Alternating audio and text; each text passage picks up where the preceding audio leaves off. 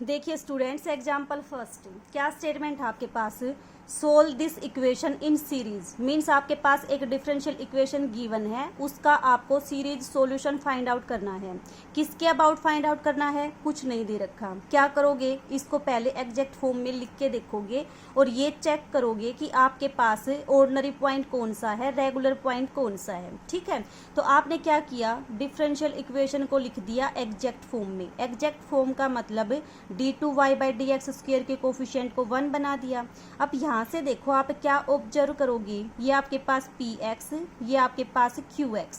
ठीक है, px के वैल्यू को आपने जब देखोगे तो x की वैल्यू 0 पुट करोगे, डिनोमिनेटर 0 बनेगा। x की वैल्यू 0 पुट करोगे, डिनोमिनेटर 0 बनेगा। तो इसका मतलब आपके पास क्या आ गया, x = 0 आपका सिंगुलर पॉइंट आ गया।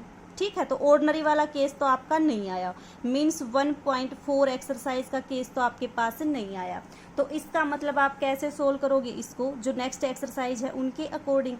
अब आप क्या चेक करोगे फर्दर कि ये सिंगुलर पॉइंट रेगुलर है या नहीं। ठीक है, तो आपने क्या किया, रेगुलर पॉइंट चेक किया। रेगुलर चेक करने के लिए क्या करते हो, px की मल्टीप्लाई करते हो आप x से और qx की मल्टीप्लाई करते हो आप x² से। अगर ये दोनों एनालिटिक आ जाए तो पॉइंट कैसा हो जाएगा आपके पास, रेगुलर। ठीक है, कर लोगे इसको चेक आराम से।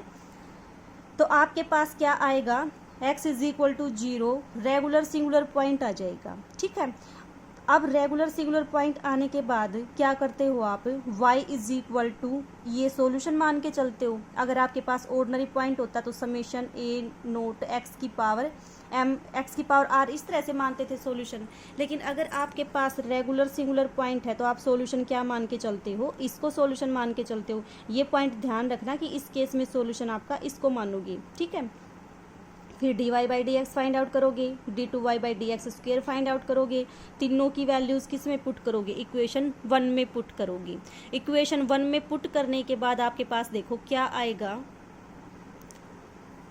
ये आपने किसकी वैल्यू पुट कर दी, d2y/dx² की, ये dy/dx की, और ये आपने y की वैल्यू पुट कर दी। तो सबसे पहले तो क्या करोगे आप, जो ये सफिक्स दे रखे हैं इसके बाहर, समेशन से बाहर, इनकी करोगे मल्टीप्लाई इसके साथ।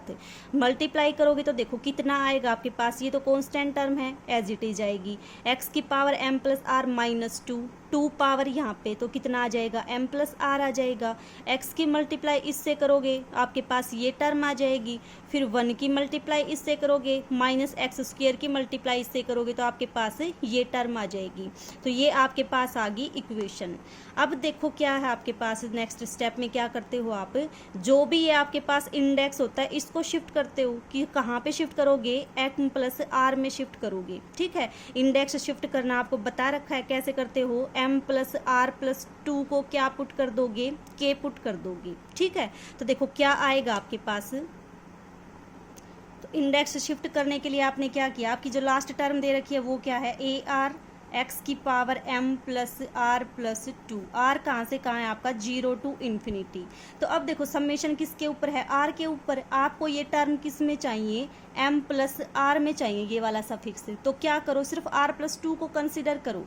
r+2 को क्या पुट कर दो आप, r+2 को आप k पुट कर दो। ठीक है, r+2 को k पुट करोगे तो आपके पास r की वैल्यू कितनी आ जाएगी, k-2 आ जाएगी। जब आपका r 0 है तो k कितना आ जाएगा, 2 आ जाएगा। जब आपका r इन्फिनिटी है तो आपका k कितना आ जाएगा, इन्फिनिटी आ जाएगा। तो ये टर्म देखो आपके पास क्या बनेगी, शिफ्ट होके r की जगह पे कितना आ जाएगा आपके पास, k-2 आ जाएगा। ठीक है, फिर उसके बाद देखो m(x⁻m+r+2) को क्या पुट कर दिया आपने, k पुट कर दिया। ठीक है, और समेशन कहाँ से कहाँ जाएगा, k की वैल्यू कितनी आएगी, जब r की वैल्यू 0 है तो k की वैल्यू आपके पास 2 आएगी, 2 to ∞। फिर उसके बाद क्या करते हो, ये आपका m+k आपको तो किस में चाहिए, m+r में। तो आपको बताया था ये वेरिएबल्स क्या होते हैं जिसके ऊपर आपका समेशन चलता है, डमी वेरिएबल होते हैं।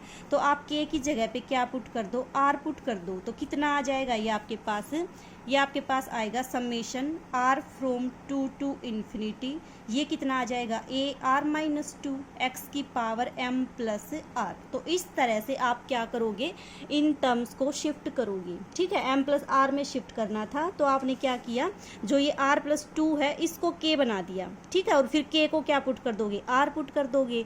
तो आपके पास जो शिफ्ट होके इक्वेशन आएगी वो क्या आ जाएगी, ये इक्वेशन आ गई आपके पास, ठीक है। अब आपके पास देखो सारे जो कोफिशिएंट है m plus r m plus r m plus r में है, ठीक है। अब इसके बाद देखो ये समेशन 0 से स्टार्ट है, ये भी 0 से, ये भी 0 से, ये आपका 2 से स्टार्ट है।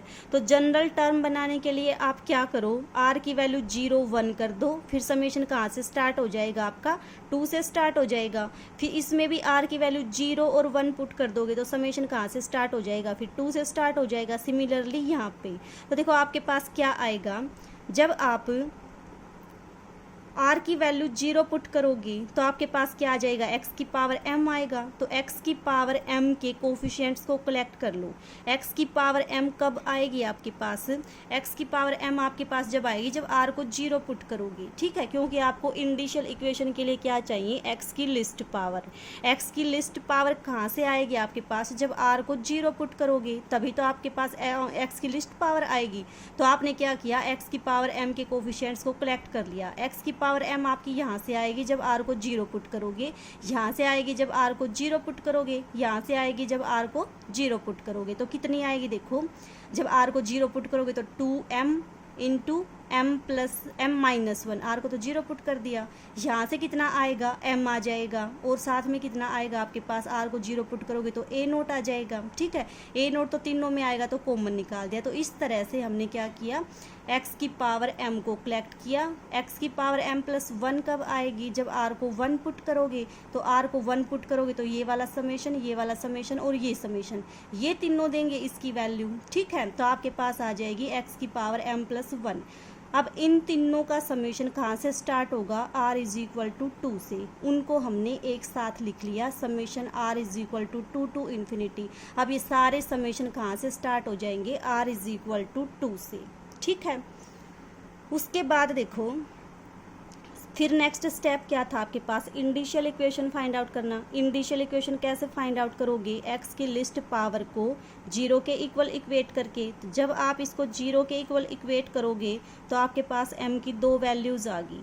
ये 2 वैल्यू कैसी आई, जिसमें इंटीजर का डिफरेंस आपका नहीं है। तो कौन सा केस बना, 1.5 एक्सरसाइज वाला केस बना आपके पास, ठीक है। तो अब देखो क्या करोगे, जो m की वैल्यू है इस इक्वेशन को छोड़ के बाकी में पुट करनी होती है। जब आप x की पावर m प्लस 1 के कोफिशिएंट को इक्वेट करोगे तो आपके पास कितना आएगा, दिस इज इक्वल टू 0। ये यहाँ से सोल्व करोगे तो आपके पास क्या आएगा, ये आ जाएगा। अब आपके पास 2 केस हैं, या तो a1 0 या आपके पास ये 0। अब देखो ये 0 आपका आएगा नहीं, क्यों, क्योंकि m की वैल्यू या तो 1 है या 1/2, दोनों पुट करोगे तो ये नॉन 0 आएगा। तो यहाँ से क्या इम्प्लाई होगा आपके पास, आपका a1 0 आ जाएगा। तो यहाँ से आपके पास आ गया a1 इज इक्वल टू 0। फिर क्या करोगे, जो आपके पास जनरल टर्म है इसको 0 के इक्वल इक्वेट कर दो और क्या निकाल दो, ए आर की वैल्यू निकाल दो ए आर माइनस 2 की टर्म में, ठीक है। ये वैल्यू आ जाएगी आपके पास। उसके बाद क्या करो, एक बार m को 1 पुट करके सारे कोफिशिएंट्स निकाल लो, एक बार m को 1/2 पुट करके सारे कोफिशिएंट्स निकाल लो। m को जब 1 पुट करोगे ये सारे जो कोफिशिएंट्स आएंगे आपको क्या देंगे, एक सॉल्यूशन देंगे। उस सॉल्यूशन को आप मान लोगे ux। जब m को 1/2 पुट करोगे तो आपके पास क्या आएंगे, ये सारे a2 a3 a4 a5 a6 आएंगे। इनको जब आप y के वाले सॉल्यूशन में पुट करोगे तो आपके पास दूसरा सॉल्यूशन आएगा, उसको मान लोगे vx। जो जर्नल सॉल्यूशन होगा आपके पास वो क्या आ जाएगा, y is equal to c1 into ux c2 into vx। तो इस टाइप के जो भी क्वेश्चंस होंगे उनको आप इस तरह से सोल्व करोगे, ठीक है।